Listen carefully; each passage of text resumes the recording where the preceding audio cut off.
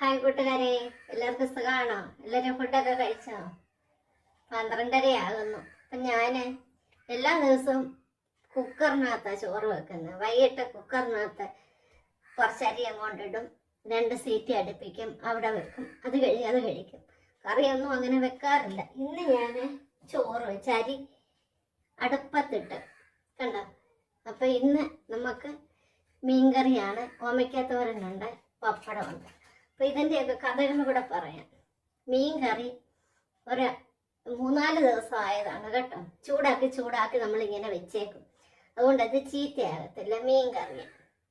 ഓമയ്ക്കായോ ഇന്ന് ചോറ് വെച്ചപ്പോൾ എനിക്ക് തോന്നി എന്നാൽ ഒരു ഓമയ്ക്കത്തോരനും കൂടെ വെക്കാം. അപ്പോൾ ഓമയെന്ന് വെച്ചാൽ ഓമയ്ക്ക കുത്തിയിട്ട് കഴുകി അതായി കളഞ്ഞിട്ട് അത് അരിഞ്ഞു. കുറച്ച് ഞാൻ അരിഞ്ഞു കഴിഞ്ഞപ്പോൾ ഞാൻ വിചാരിച്ചു എന്തിനാ ഈ സാഹസമൊക്കെ കാണിക്കുന്നത്, എനിക്ക് മാത്രം കഴിച്ചാൽ മതിയല്ലോ.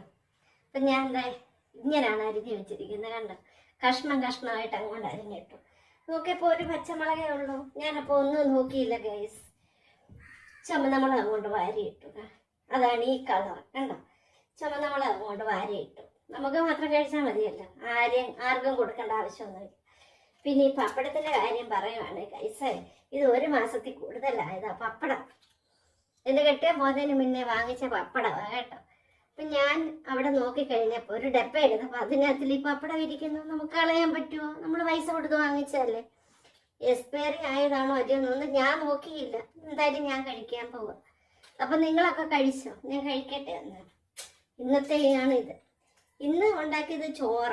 എന്നും നമ്മൾ കുക്കറിനകത്ത് ചോറ് വെക്കും. എനിക്കത് ഇഷ്ടമല്ല, പക്ഷെ ബുദ്ധിമുട്ടുണ്ടാക്കാൻ, അതുകൊണ്ടാണ്.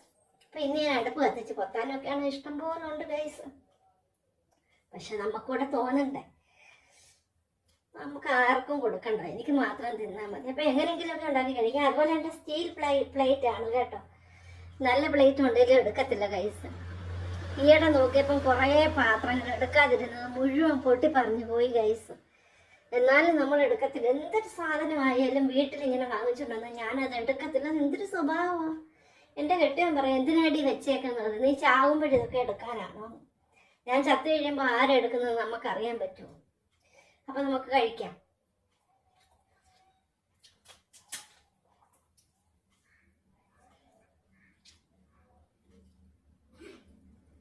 ചോറും ഓമയ്ക്കത്തോരനും പപ്പടം, മീൻ കറിയേ.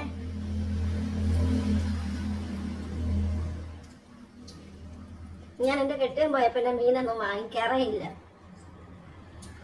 അപ്പം ഈയിടെ ഒരു ദിവസം എനിക്കൊരു മീൻ കൂട്ടണമെന്നൊരു കൊതി. അപ്പം പിന്നെ മീൻകാരൻ വന്നപ്പം 100 രൂപയ്ക്ക് 1.5 കിലോ. ഞാൻ 1 കിലോ വാങ്ങിച്ച 2 പാക്കറ്റായിട്ട് 1/2 കിലോ പകുതി വീതം. പകുതി എടുത്തു. 3-4 ദിവസമായി ചൂടാക്കി വെക്കും, കേടാകത്തില്ല. പിന്നെ 1/2 കിലോ ഫ്രിഡ്ജിനകത്ത് ഇരിപ്പുണ്ട്, അതിന് പിന്നെ എടുക്കണം. ഇത് തീരുമ്പോ ഇതിന് 2 ആഴ്ചയോടെ കാണും.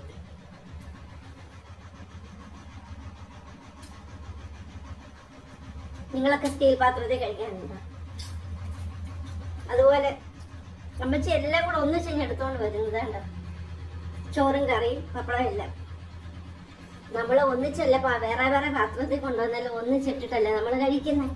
ഈ വയറ്റിലോട്ടല്ലേ എല്ലാം പോകുന്നത്, ഒന്നിച്ചാ കിടക്കുന്നത്. എന്നാ പിന്നെ എന്തിനാ വേറെ പാത്രം കഴുകുന്നത്? ഒരു പാത്രം കഴിയാൻ മതില്ലേ? എന്തിനാ 16 പാത്രം എടുത്തോണ്ട് വന്ന് ഇങ്ങനെ വെച്ച എല്ലാവരെയും കാണിക്കാനായിട്ട്?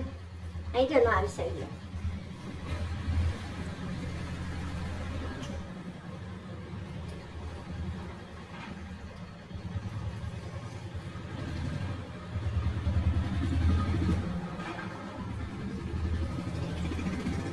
എന്തായാലും നല്ല ടേസ്റ്റ് ഉണ്ട്.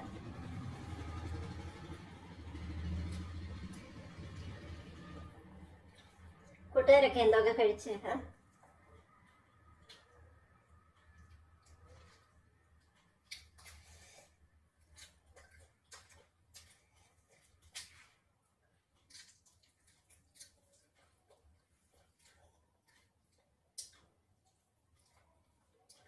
ഇപ്പൊ എങ്ങനെ ഉണ്ടാക്കി കഴിച്ചാലും ഒരു കുഴപ്പമില്ല ഗൈസ്. ആരും ചോദിക്കാനില്ല എന്താ ഉണ്ടാക്കി, എന്താണ് ഉണ്ടാക്കിയത്, എന്താണ് ഉണ്ടാക്കാത്തത്.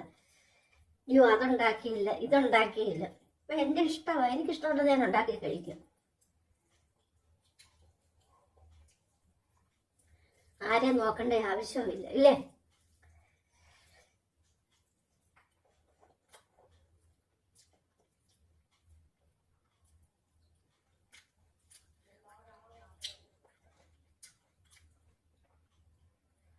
നിങ്ങളിപ്പൊ ചോദിക്കും ചിലർ, ഈ അമ്മച്ചിക്ക് വട്ട് പിടിച്ചോ, ഇന്ന് ഗുളിക കഴിച്ചില്ലേ, ഈ അമ്മച്ചിക്ക് വട്ടായോ?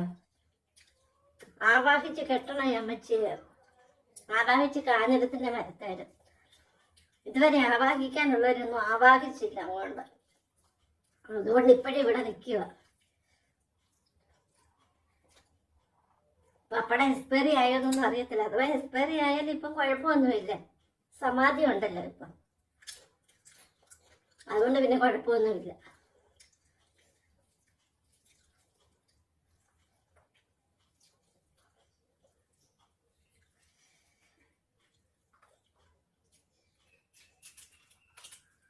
അപ്പൊ കൂട്ടുകാരെ ബൈ. അടുത്തൊരു വീഡിയോയിൽ കാണുന്നത് വരെ എല്ലാവർക്കും ബൈ.